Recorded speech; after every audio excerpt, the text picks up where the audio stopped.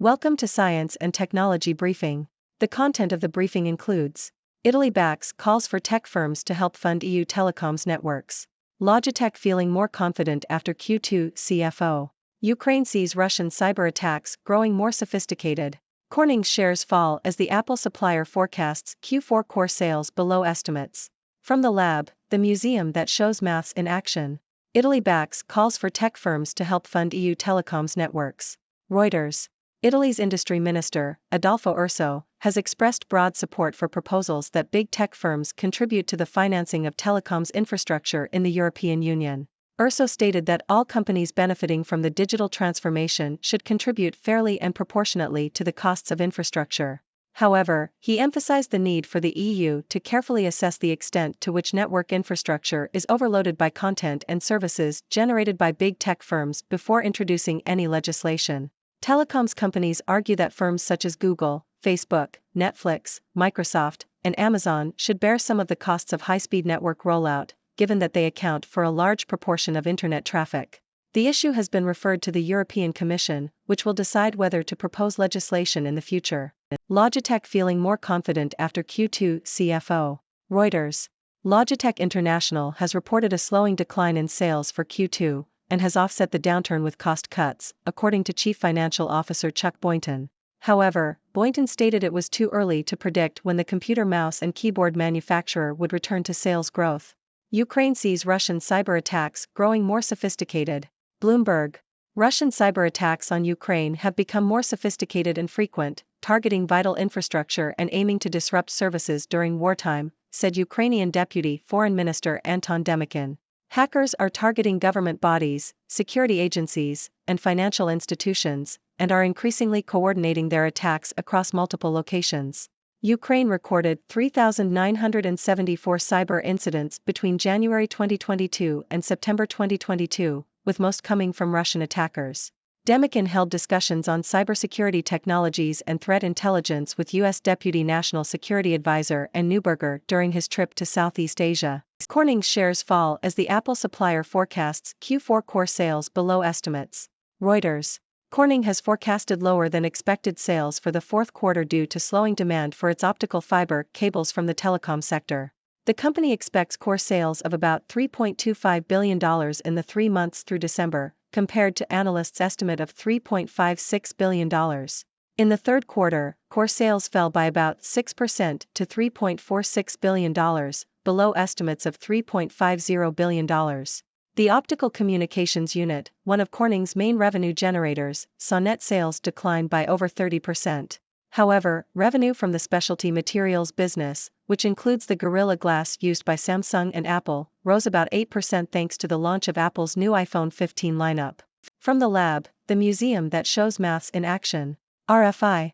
The Paris Museum of Mathematics aims to show mathematics as it is today and demonstrate that it is much wider than what students learn in school. The museum consists of permanent and temporary exhibitions, as well as workshops for high school students. The permanent exhibition explores various themes such as connecting, modeling, and inventing, and includes exhibits on the connection between math and football, the relationship between data and artificial intelligence, and the history of mathematics in relation to geography and geometry. Payments firm Fiserv lifts profit forecast as Q3 earnings double on spending boost. Reuters. Fiserv has raised its annual profit forecast after reporting third-quarter earnings that nearly doubled from a year earlier. The payment services firm said it expects adjusted earnings of $7.47 to $7.52 per share in 2023, higher than its previous forecast. Fiserv's strong performance is largely due to strong consumer spending, which has remained robust despite an economic slowdown. Shares in China's iFlytek tumble after reports AI-powered device criticized Mao. Reuters. Shares in Chinese artificial intelligence, AI, firm iFlytek dropped by 10% after social media users accused one of its AI-powered devices of generating an essay critical of Chairman Mao Zedong.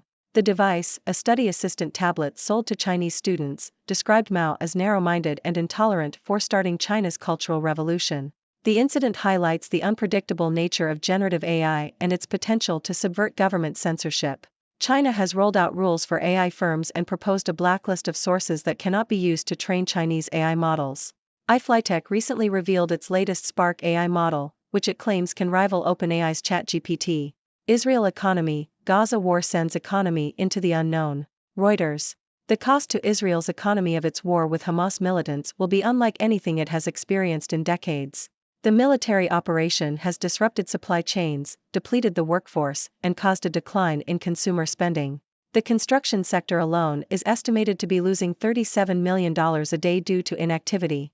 The high-tech industry, which accounts for 18% of Israel's GDP, is also struggling as productivity declines and employees are called up for reserve duty. Ladies and gentlemen, I am Dr. Six, your trusted observer from the sixth dimension. Today, I bring you a roundup of some interesting news stories from around the world. First up, we have Italy backing calls for tech firms to help fund EU telecoms networks. I must say, it's quite a bold move.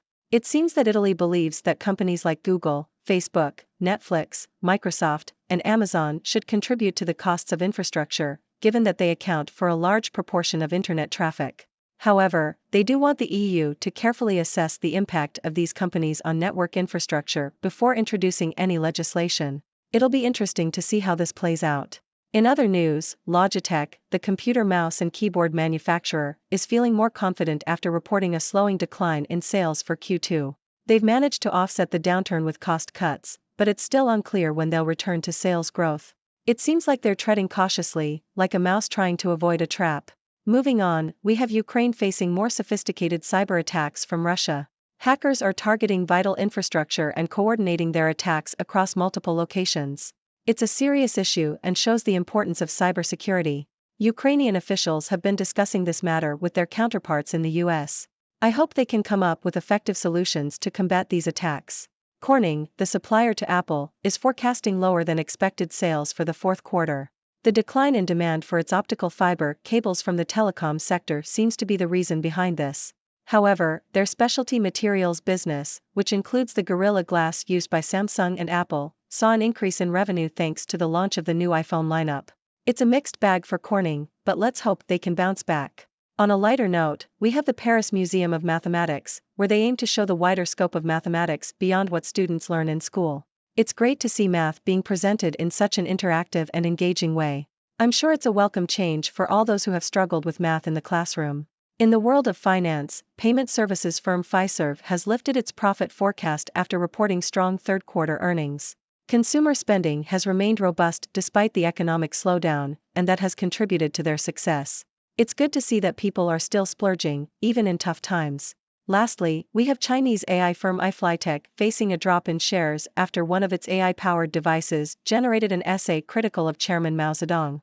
It's a reminder that generative AI can sometimes produce unexpected and controversial content.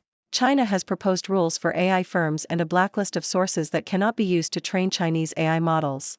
It's a delicate balance between AI's potential and the need for control. And that's a wrap for today's news. Remember, folks, it's always important to stay informed and keep an eye on the ever-changing world around us. Now, I'd love to hear your thoughts. What do you make of these news stories? Do you have any questions? The floor is yours, my friends. Thank you for tuning in. The content above showcases the latest briefing reports and analytical synopses, thoughtfully curated by the 6Do team. These insights stem from a wide array of reputable media outlets, think tanks, government sources, and specialized experts worldwide. We encourage you to explore these sources for a comprehensive perspective. Keep in mind that while the content may not always align with the official standpoint of 6Do Brief, it's not meant to be taken as absolute directives for decision-making. Comprising seasoned media professionals, learned scholars, and accomplished scientists, the 6Do team embodies a trailblazing, fully independent media entity. To customize 6Do Brief to meet your professional needs, you have the option to subscribe to a diverse array of briefings on our website, 6dobrief.com. Regardless of your location, you can conveniently receive 6Do Brief via email.